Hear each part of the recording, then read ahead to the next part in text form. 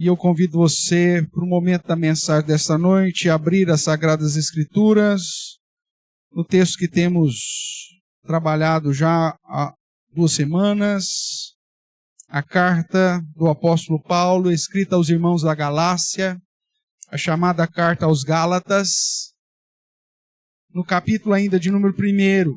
Hoje nós leremos do verso 6 até o verso de número 12.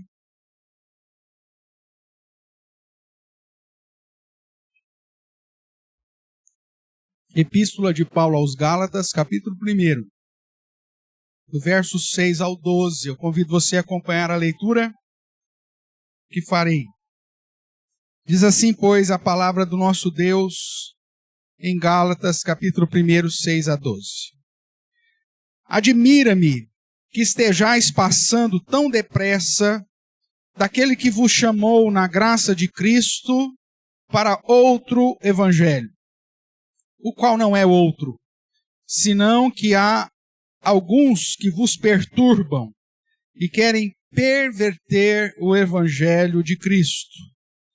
Mas, ainda que nós, ou mesmo um anjo vindo do céu, vos pregue evangelho que vá além do que vos temos pregado, seja anátema.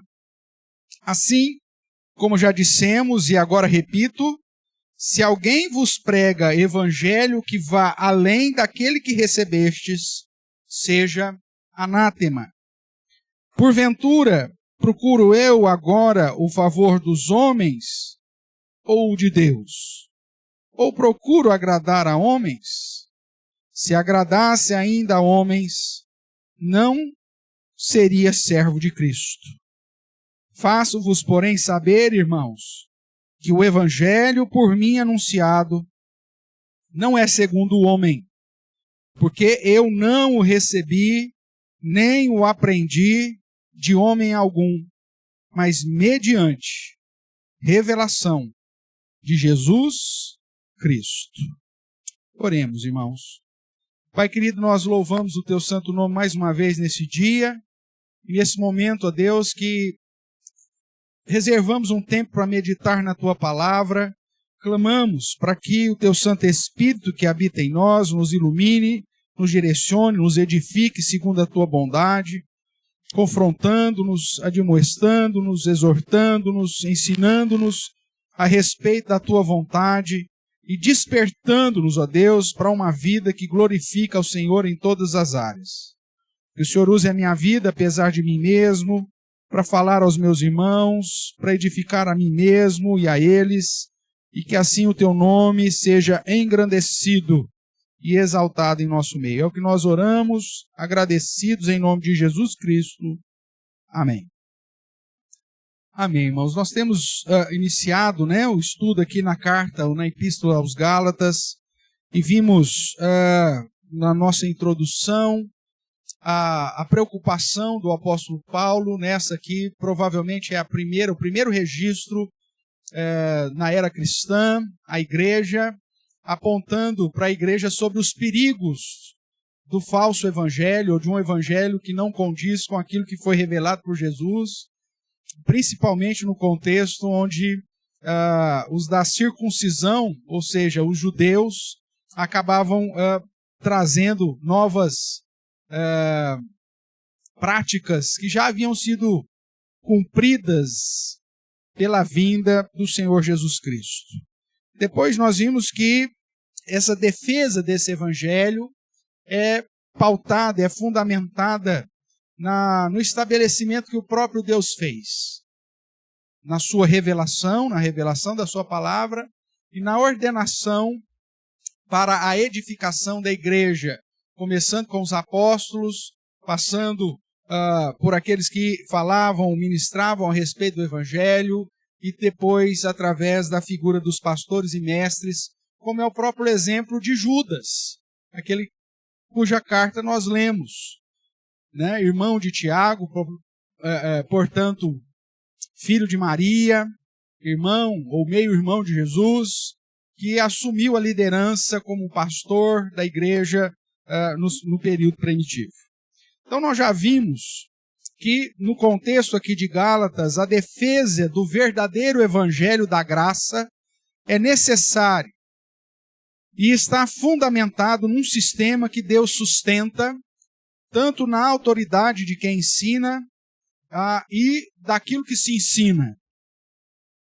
Como sabemos, o Evangelho revela a obra de Deus Pai, que através do nosso Senhor Jesus Cristo, conforme diz aqui a primeira parte do capítulo 1, se entregou a si mesmo pelos nossos pecados para nos desraigar desse mundo perverso.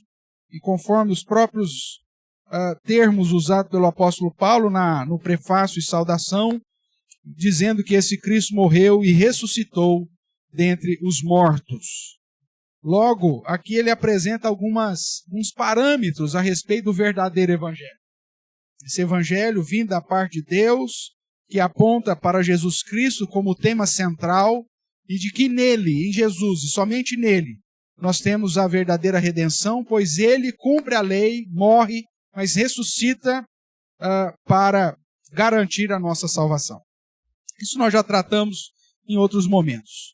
Olhando para o contexto aqui mais específico dos versos que lemos, nós vemos que a preocupação do apóstolo Paulo estava fundamentada no fato de que o evangelho da graça estava sendo pervertido.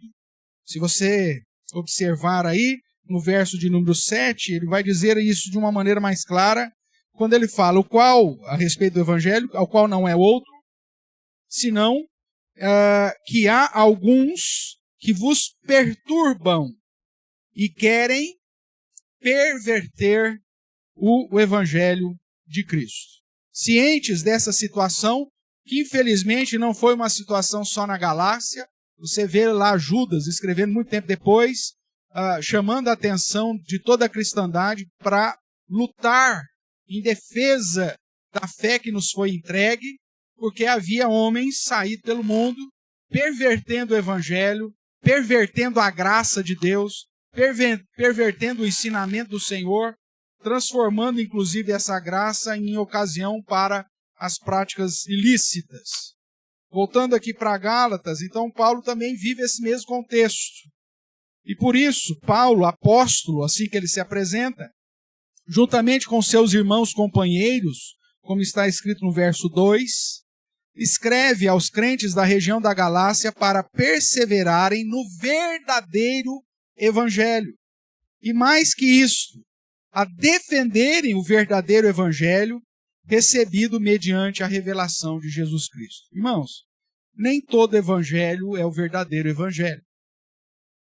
Pode ter cara, pode ter até cheiro, mas se a essência for diferente, não é o verdadeiro evangelho. E nós sabemos pela revelação da palavra de Deus, em especial no livro do Apocalipse, que nesses dias, dos quais chamamos últimos dias, dos quais nós vivemos, o próprio inimigo, através de um aliado, viria com a aparência de cordeiro, mas os seus ensinos ou a sua palavra seria uma palavra vinda do próprio Satanás, do próprio dragão. É esse contexto que nós estamos vivendo desde o início da era cristã.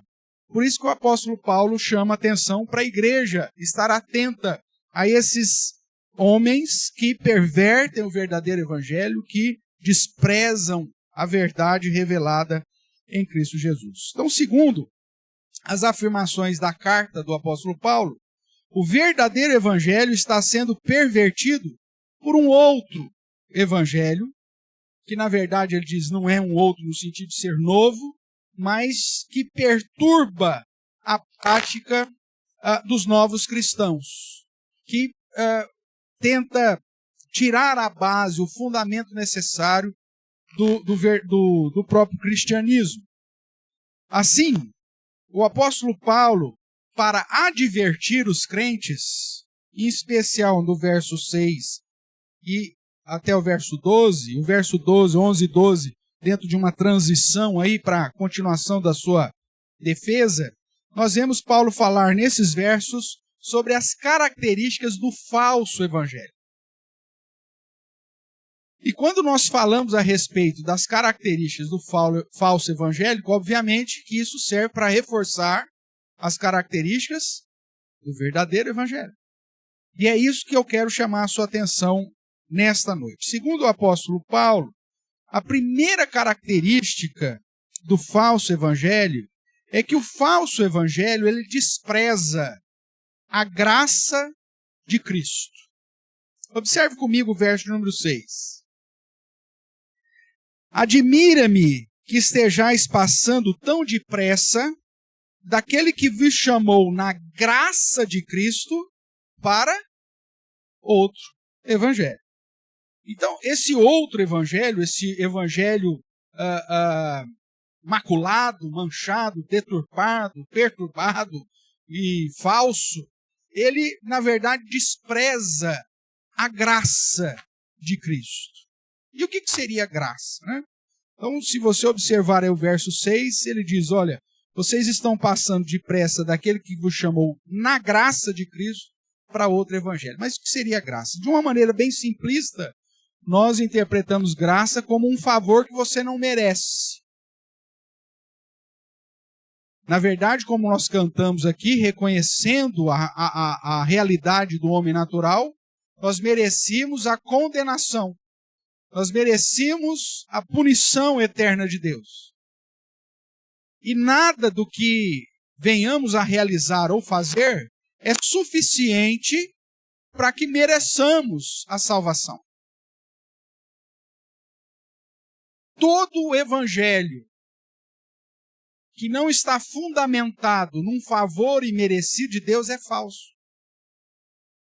Todo o evangelho que despreza a graça de Cristo e coloca no homem uma possibilidade para alcançar a sua própria salvação, através das suas boas obras, através dos seus méritos ou através de qualquer outra coisa, de indulgências ou de qualquer outro mecanismo, é um falso evangelho. É isso que Paulo está nos falando. Porque o que faz do evangelho de Cristo ser, de fato, algo vindo diretamente de Deus e que exalta tão somente a grandeza e glorifica tão somente o próprio Deus, é justamente a graça, um favor imerecido.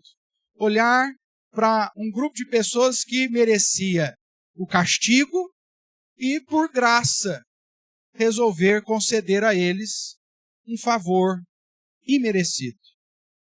O verdadeiro evangelho, então, afirma que somos salvos não por obras, mas pela graça, mediante a fé, não de obras, justamente para que ninguém se vanglorie, para que ninguém chegue diante de Deus e diz, olha, eu mereci. Ou na comparação com o igual, fala, eu mereço, você não. Efésios, capítulo 2, de 1 a 10, onde nós lemos do verso 4 a 9, deixa claro que justamente para que ninguém se vanglorie ou ninguém se glorie, a salvação não é mediante obras. O apóstolo Paulo também, no contexto de Romanos, vai dizer que, mesmo que Deus tenha apresentado a lei como um caminho para a salvação, não existe um homem sequer capaz de guardar a lei. E por isso, o propósito da lei é calar a nossa boca para que ninguém se vanglorie diante do Senhor. Logo, um evangelho que não está pautado na graça de Cristo e que coloca nas obras, ou nos seus méritos, ou na sua possível inclinação para o bem, é um falso evangelho.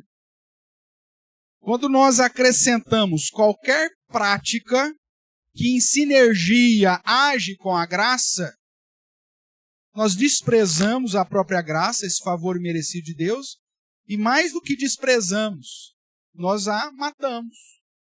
Porque se Deus precisa de alguma coisa, por mínima que seja, para nos conceder salvação, já não é mais fruto da sua graça. É fruto do mérito daquele que fez determinada situação mínima. E é nesse sentido que a frase do apóstolo Paulo em Romanos, eu convido você a abrir a palavra lá, Romanos capítulo 11, uma vez que em Romanos você vai ter aí toda a base para fundamentar esse evangelho da graça, mas uma frase específica do apóstolo, quando está tratando a respeito do povo de Israel e daqueles que são salvos em Israel, mostrando que tanto em Israel quanto entre os gentios, todos os que são salvos pela graça. O próprio povo de Israel não foi salvo pelo fato de ser judeu e não foi salvo pelo fato de ter cumprido com as cerimônias do Antigo Testamento. Tudo aquilo servia de sombra. Eles foram salvos também igualmente pela graça, mediante a fé no Messias que viria. É disso que Atos vai tratar, é disso que Paulo vai tratar e que toda a Escritura vai apontar. Mas essa frase de Paulo, aqui no capítulo 11, verso 6, traz algo definitivo para o assunto quando ele diz, falando sobre a salvação, falando sobre a eleição da graça, que é o que ele cita no verso 5, né? Verso 5 diz, assim, pois também agora, no tempo de hoje, sobrevive um remanescente, falando dos judeus, segundo a eleição da graça. Não porque eles são judeus, mas porque foram eleitos. E o verso 6 diz, e se é pela graça, já não é pelas obras. Do contrário, a graça já não é graça. E essa frase, a graça já não é graça, porque se exigir um mínimo de qualquer obra, a graça já não é graça.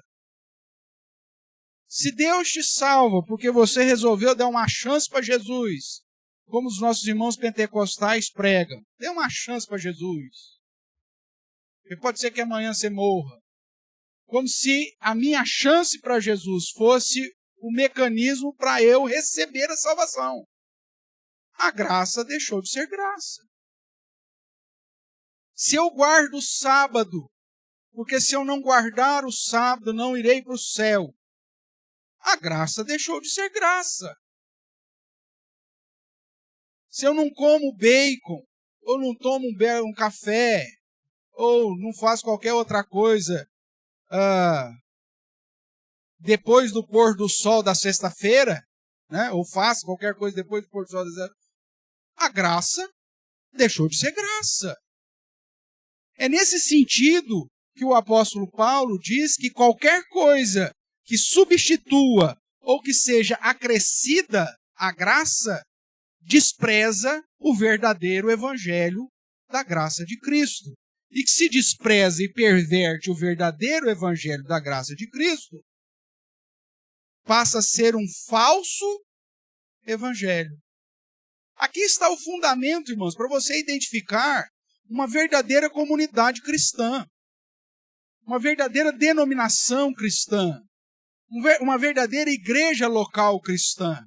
Aonde está pautada a salvação na confissão de fé daquele determinado grupo que se diz cristão?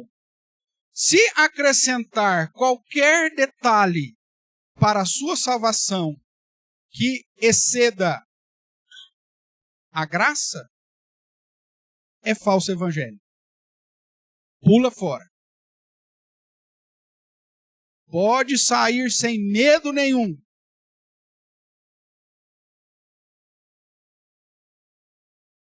Pois qualquer evangelho que tira a glória de Deus e partilha parte dessa glória com qualquer homem, em especial na salvação, é falso. Perverteu o verdadeiro evangelho da graça.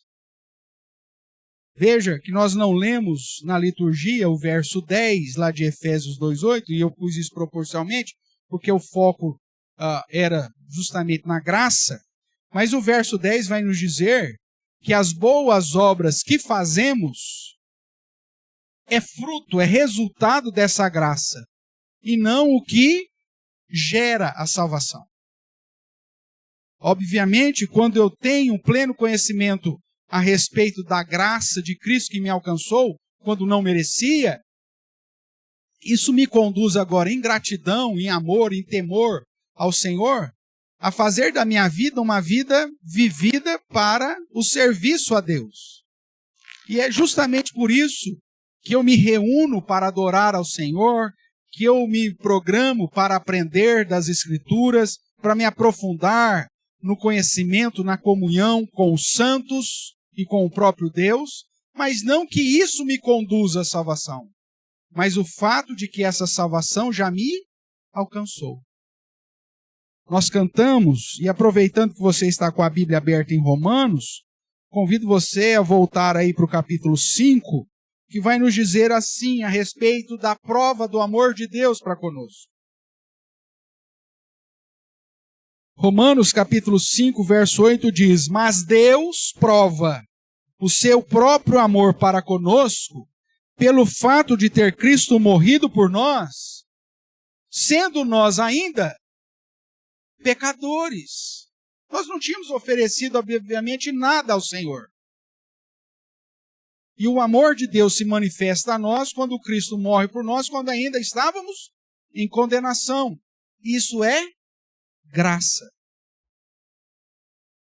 E qualquer coisa que tenta substituir a glória de Deus e o monergismo de Deus na salvação, constitui-se um falso evangelho. Afinal de contas, irmãos, o homem por si só não consegue alcançar a salvação.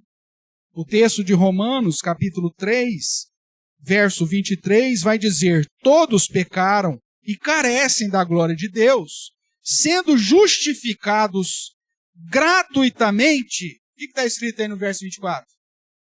Por sua graça, mediante a redenção que há em Cristo Jesus. Então, qualquer comunidade, grupo, denominação, por maior que seja, se declara que a salvação é por qualquer mérito humano, ela é falsa. Ela não é uma verdadeira comunidade, denominação, igreja, seja lá o que for, pautada no verdadeiro evangelho de Cristo. É falso. Porque tira a glória de Deus. Menospreza a suficiência da obra de Cristo. E exalta um homem que, por natureza, está depravado totalmente. Logo, voltando aqui para Gálatas, nós vemos Paulo manifestar a sua tristeza em ver a comunidade dos Gálatas que fora evangelizada e apresentada o evangelho da graça de Cristo, muito depressa estar deixando essa graça para voltar a práticas cerimoniais e que substitui ou tenta substituir a graça de Deus como mecanismo da salvação. E isso apontava um falso evangelho. Portanto, a primeira característica do falso evangelho é todo e qualquer evangelho ou ensinamento, doutrina que despreza a graça de Cristo. Seja até mesmo na prática da sua presença no culto, do seu investimento financeiro nas ofertas ou nos dízimos. Você não é salvo por isso. Mas você faz isso porque você foi salvo. Porque você tem um entendimento agora que te conduz a glorificar, exaltar e servir e adorar esse Deus de todo o seu coração.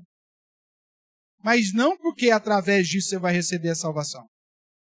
Porque a salvação é pela graça, mediante a fé em Cristo Jesus, que Efésios vai dizer que não vem nem de você. Porque se a fé nascesse, essa fé salvadora nascesse em você, a graça já não é graça.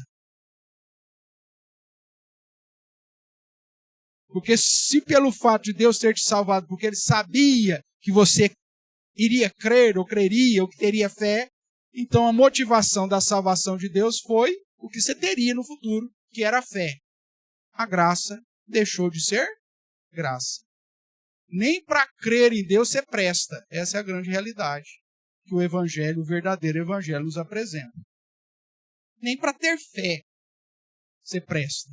Nem para se arrepender você é capaz. E é por isso que o evangelho da graça diz que é Deus quem abre a porta do arrependimento, e é Deus quem nos dá como dom, como presente, a fé salvadora necessária para que a graça de Deus seja aplicada em nossa vida. Qualquer evangelho diferente disso é falso. A segunda situação que Paulo vai nos apresentar aqui em Gálatas capítulo 1, e eu convido você a voltar para lá, é que a segunda característica do falso evangelho, irmãos, é que o falso evangelho, ele perverte o ensino e a revelação do evangelho de Cristo. O verso 7 vai nos dizer assim: o qual não é outro, senão que alguns que vos perturbam e querem perverter o quê? O evangelho de Cristo. O falso evangélico, ele tem como intento perverter o evangelho de Cristo. Evangelho esse de Cristo que foi, segundo o verso 12, revelado pelo próprio Cristo. Paulo vai dizer: eu não recebi, nem aprendi de homem algum, mas mediante a revelação de Jesus Cristo. E eles querem mudar isso.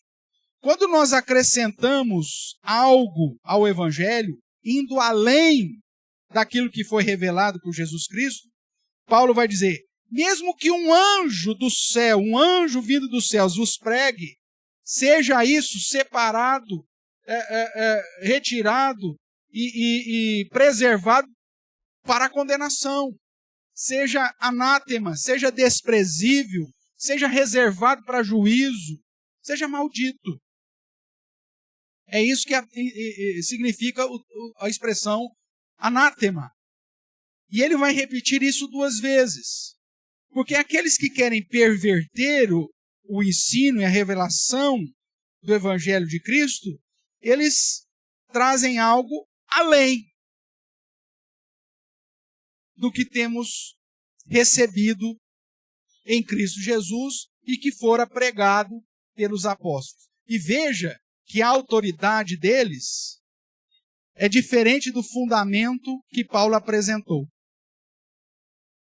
Quando nós falamos no sermão passado a respeito dos fundamentos do verdadeiro evangelho, nós vimos que o verdadeiro evangelho está fundamentado na revelação de Jesus Cristo, por ser ele quem ele é,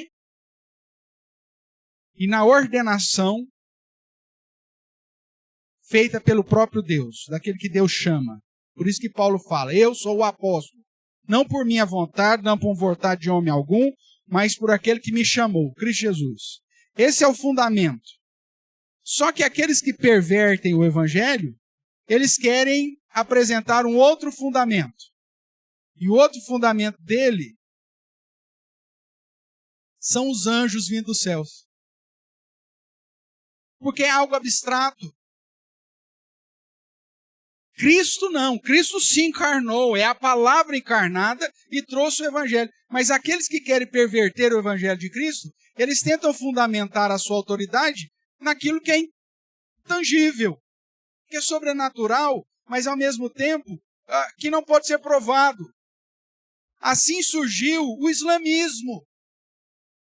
Quando Mohammed diz ter recebido um anjo, uma revelação, que substitui o evangelho de Cristo.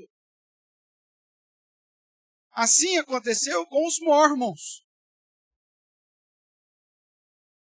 que vindo um anjo do céu, trouxe um evangelho dos últimos dias, substituindo o evangelho revelado mediante Jesus Cristo, ou a sua vinda, ou seja, o seu ministério terreno. Só que tais homens, ou até mesmo os profetas de plantão nas igrejas pentecostais e neopentecostais, jogam ou fundamentam a autoridade do que estão falando na perspectiva sobrenatural. E não naquilo que o próprio Cristo revelou através dos homens que ele separou para si e que foram movidos pelo próprio Espírito Santo, que escreveram de modo a, numa extrema coesão e coerência com todo o registro do Antigo Testamento, apresentar a vontade revelada de Deus. E que, inclusive, permite ser, inclusive, questionado Paulo, inclusive, coloca: se mesmo eu vos apresentar um evangelho que vá além, vocês desconsiderem. Porque a segurança do evangelho de Cristo está justamente na unidade, na coesão, na coerência de toda a revelação bíblica, desde os tempos de Moisés. Algo que é referendado pelo povo de Israel, pelo povo do Antigo Testamento, pela igreja e por todos os apóstolos, inclusive pelo próprio Cristo, que durante o seu ministério terreno tratou de cada um desses textos, mostrando, conforme registra Lucas, passando por Moisés, pelos profetas, pelos salmos, pelo Antigo Testamento, mostrando aos apóstolos tudo aquilo que as Escrituras revelavam a respeito dele. Aqui está a autoridade, aqui está a perspectiva que fundamenta o verdadeiro Evangelho de Cristo, e não nas perspectivas mesmo que ditas e pautadas em sobrenaturalidade, irmãos. É fácil você manipular o Evangelho quando eu chego para você e diz: olha, Deus me mandou te dizer. É mentira. Porque o que Deus já quis te dizer, está aqui, ó. Nos últimos dias nos revelou pelo Filho, e ponto, acabou. Só que eu puxo essa autoridade que Deus não me deu para justamente subverter a sua vida em ir ou seguir um evangelho que vá além do evangelho de Cristo. E eu perverto o ensino, a doutrina. E aí eu começo a trazer novas práticas. Porque Deus me revelou. Seja anátema, seja desprezível, seja maldito, seja reservado para o juízo. Deveria ser a postura da verdadeira igreja. Porque o falso evangelho, além de desprezar da graça, ele muda, perverte o verdadeiro ensino de Jesus. Logo, qualquer coisa que tenta perverter a suficiência da obra de Jesus Cristo e do evangelho de Jesus Cristo deve ser rechaçado. Deve ser jogado fora.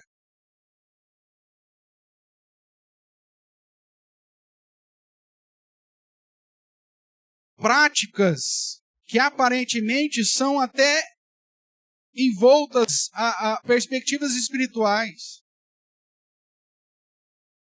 A Igreja Presbiteriana do Brasil teve um momento, e ainda tem, infelizmente, de falsos pastores que estão por aí pervertendo não só o evangelho, mas as características confessionais e constitucionais da nossa igreja. Mas nós tivemos um período específico na década de 80, começo de 90, uma perversão, uma deturbação do Evangelho de Cristo, como nunca havia sido visto dentro das fileiras da Igreja Presbiteriana do Brasil. Um exemplo simples, que aconteceu aqui nessa cidade e no nosso presbitério. Pastores ditos presbiterianos que tão somente começaram a utilizar de práticas que quebravam a suficiência de Cristo. Houve um tempo, por exemplo, dentro de uma das igrejas presbiterianas aqui na cidade de Araraquara, em que havia esse culto de libertação. Olha que maravilha. Aquilo que Cristo fez na cruz já não é mais suficiente para te libertar. E por isso você precisa passar por um processo de culto de libertação, onde esse miserável pastor tinha o poder de te libertar. Seja pela oração, pela expulsão de demônios, ou desencapetamento, ou qualquer outra coisa nessa linha. Pastor presbiteriano. Acabou caindo em escândalo, pego em homossexualismo, em práticas pervertidas, envergonhando o evangelho, o verdadeiro evangelho de Cristo, porque infelizmente depois que o escândalo vem, as pessoas vão falar: mas era um falso pastor. Não, era pastor presbiteriano. Que apresentava um ambiente rosa, mas que era negro da perturbação e deturpação do verdadeiro evangelho de Cristo. E tem gente até hoje que eu encontro por aí e falo, nossa, pastor fulano de tal, como que pensam? Pensam para o inferno, porque o que ele fez com o evangelho acabou denegrindo a imagem daquilo que deveria ser pautado e ensinado como o verdadeiro evangelho de Cristo, porque tão somente menosprezou a suficiência de Cristo Jesus.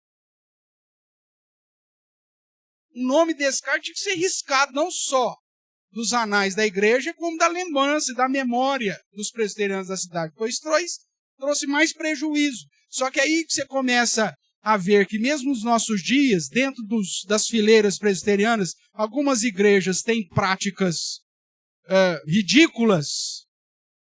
Aí você fala, de onde que começou nisso?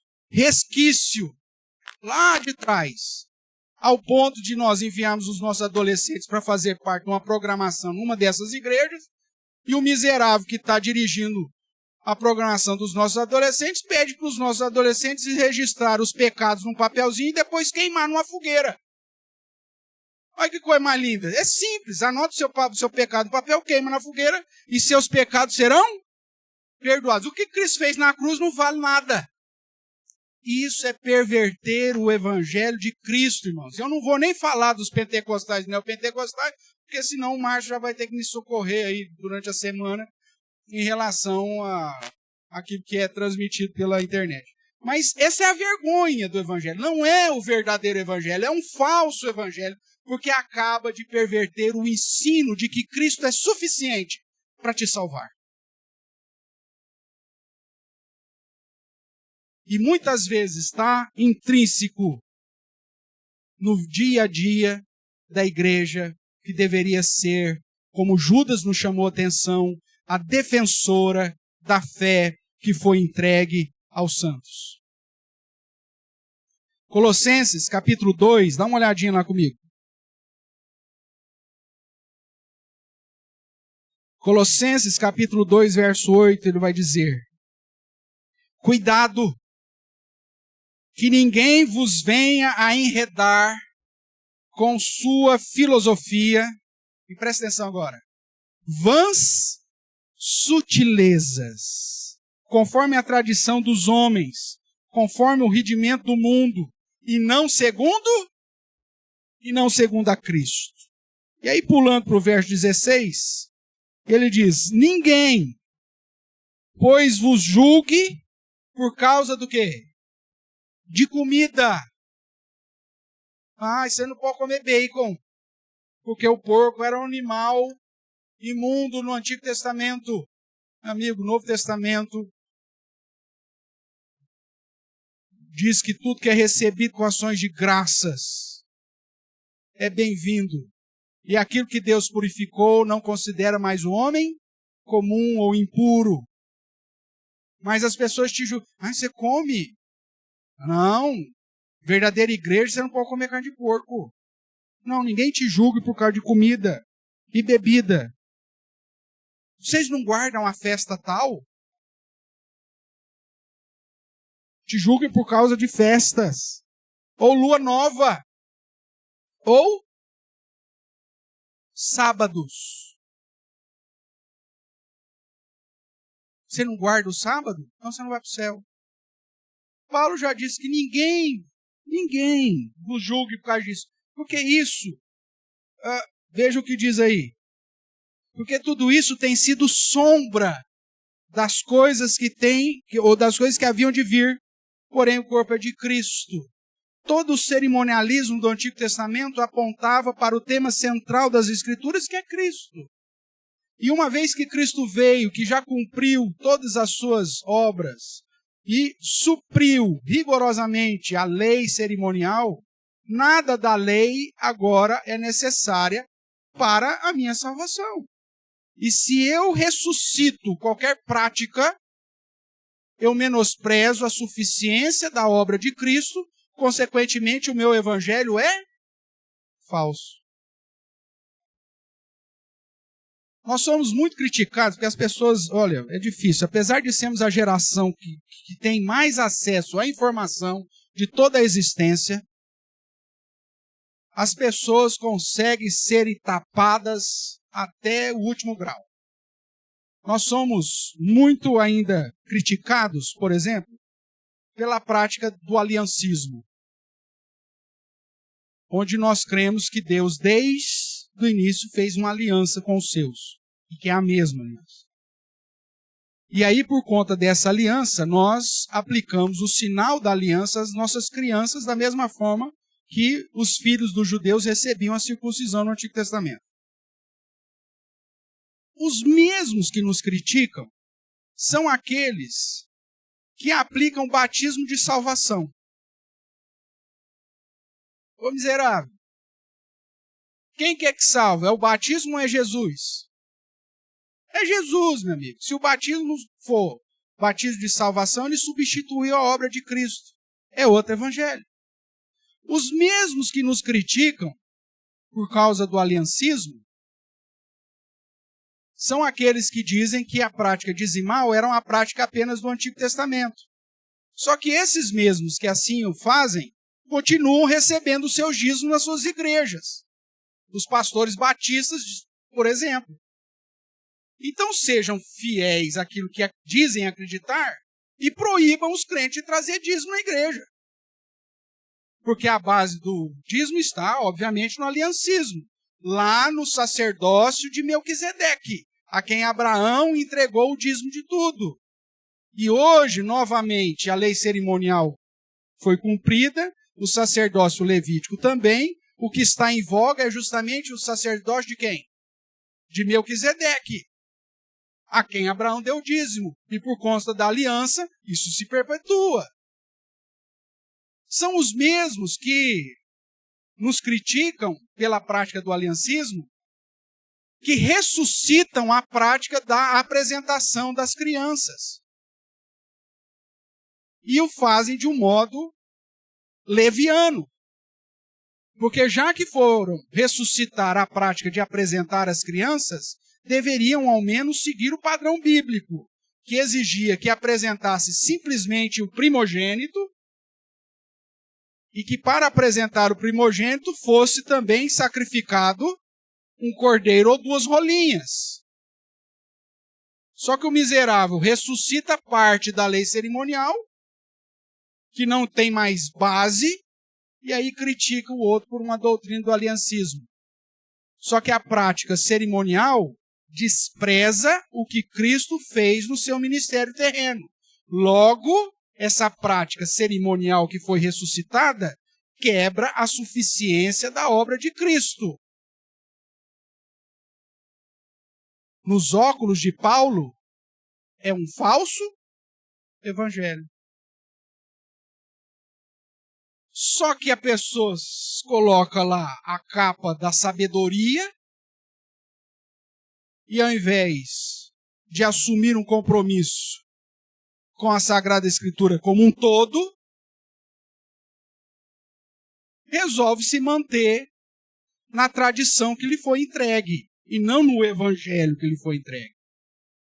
São os mesmos, irmãos, que nos criticam por uma série de outras práticas, pelo batismo de aspersão, desprezando a profecia de Ezequiel 36 e mantendo o fundamento de um batismo temporário instituído por João Batista, que era um batismo de remissão de pecados e de arrependimento, que Cristo recebeu para cumprir a justiça no meu e no seu lugar.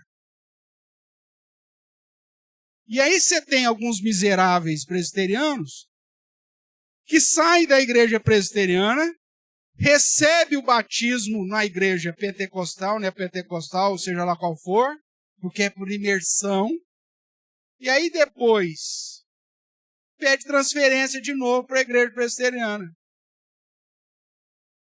Mal caratice, no mínimo, para não falar falso entendimento do Sagrado Evangelho. Quantas famílias dentro do contexto presbiteriano de Araraquara nós não vimos isso acontecer?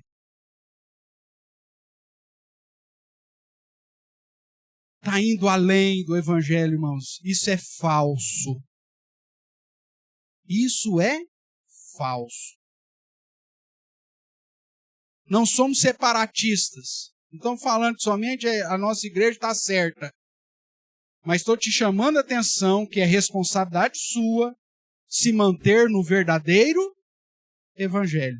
Porque pode ser que amanhã eu mesmo ou qualquer outro pastor venha aqui e te ensine uma besteira. E é responsabilidade sua falar,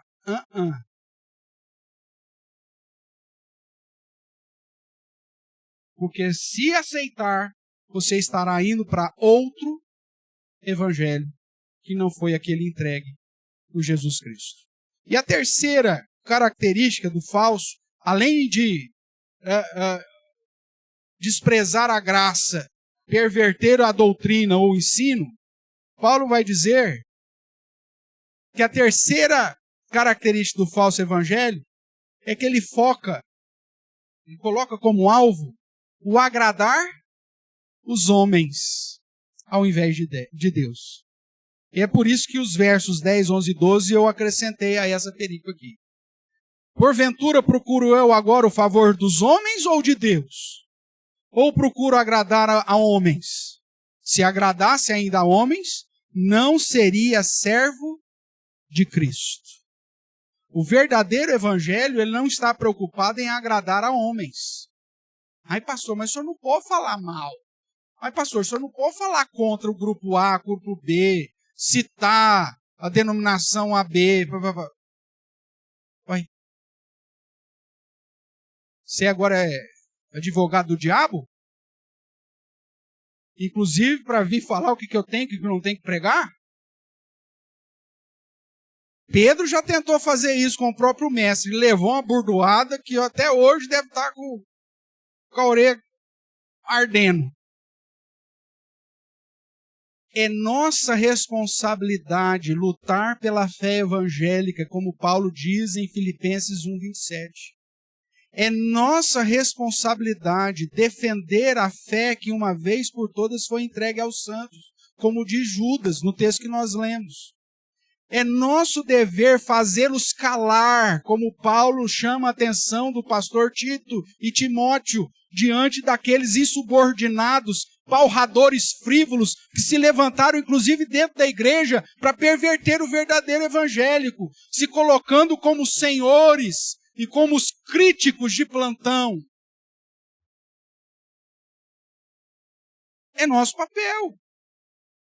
Porque o verdadeiro evangelho não está preocupado em agradar homens, mas agradar a Deus. Toda falsa doutrina, irmãos, exalta o homem em detrimento da glória de Deus. Toda falsa doutrina e falso evangelho busca a glória de homens. O falso evangelho é para agradar homens e os seus intentos. Por isso, em nome desse falso evangelho, muita besteira já foi dita e infelizmente ainda o é nos nossos dias.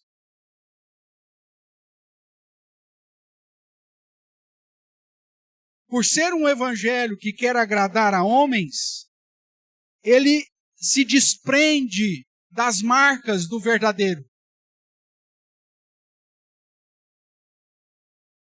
Onde o ensino já não é mais expositivo, é alegórico. E como vocês gostam de um sermão alegórico? Todos nós. Porque agrada os nossos ouvidos.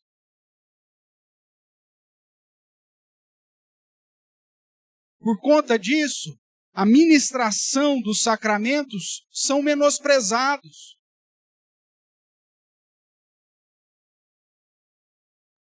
Não é dado o devido zelo, nem na ministração e nem para quem se ministra. Tive uma situação, no mínimo, constrangedora, para não falar outra coisa.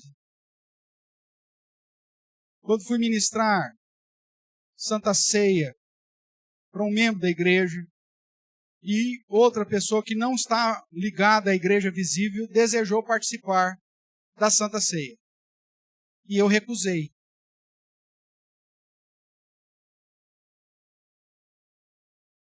Eu falei, meu amigo, você não está preparado para receber a ceia. Você tem que se reconciliar com a igreja visível. Você acha que eu fui aplaudido, abraçado, beijado? Fizeram um busto?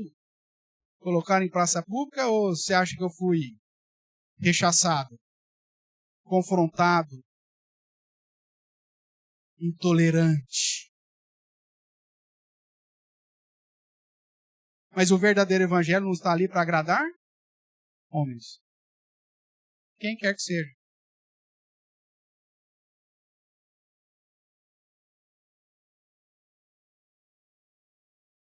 Observe, irmãos, que quando nós olhamos para o próprio registro do ministério terreno de Jesus, aquilo que nós chamamos de evangelho, foi registrado em alguns momentos que alguns fariseus até abraçaram a fé. E um texto interessante, porque ele diz que, por amor aos homens, eles não confessavam a sua fé publicamente. Isso não é verdadeiro evangelho. O verdadeiro evangelho dá a cara a tapa. Você assume a defesa dele. Você ouve as besteiras ditas contra o verdadeiro evangelho e fala, ó, assim não, hein?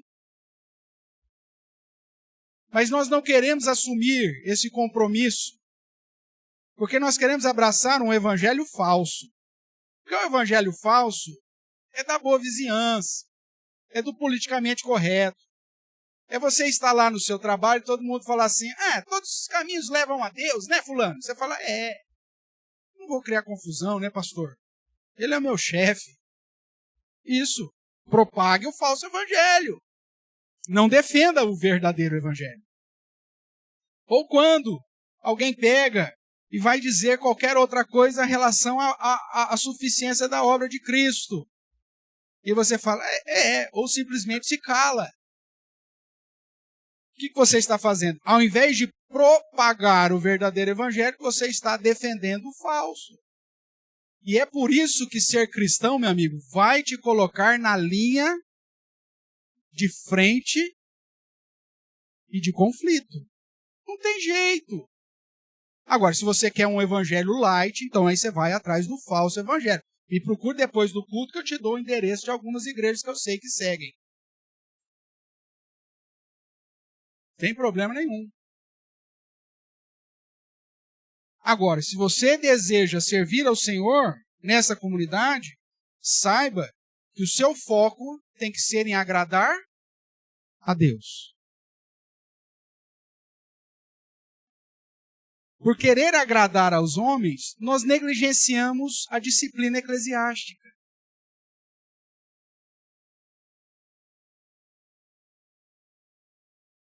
Para que disciplinar?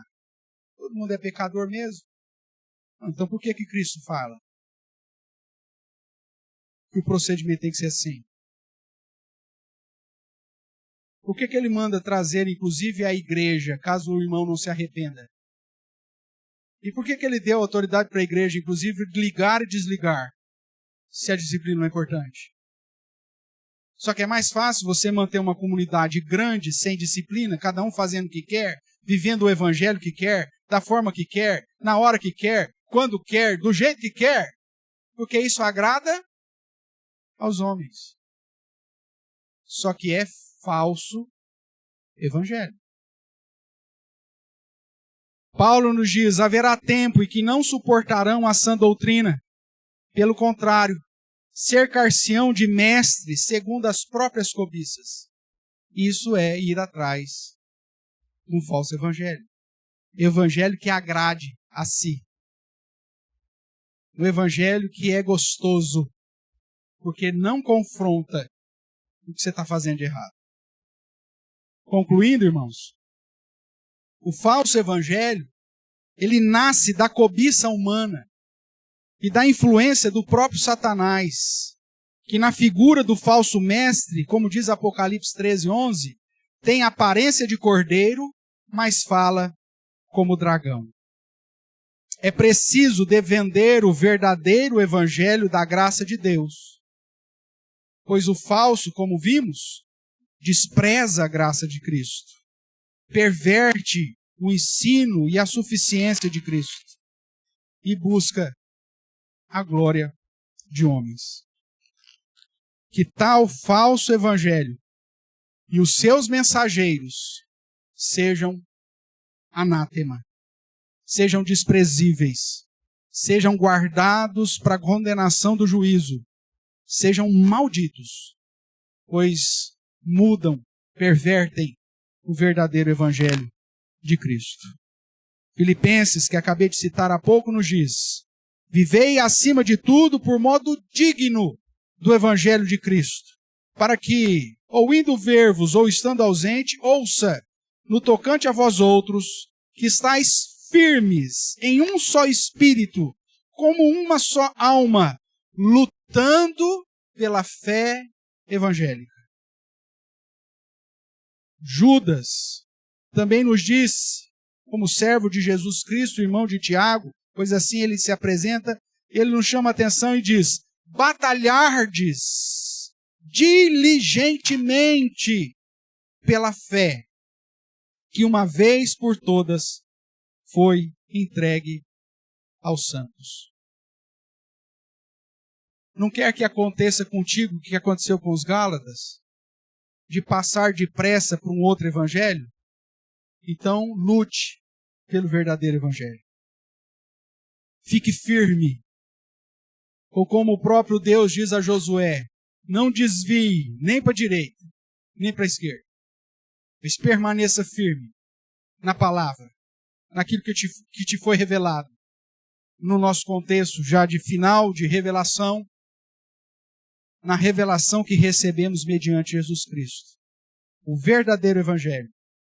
O verdadeiro evangelho que exalta a graça, que está fundamentado em solos cristos e que, consequentemente, é o evangelho que nos conduz a batalharmos por ele, agradando a Deus e não aos homens.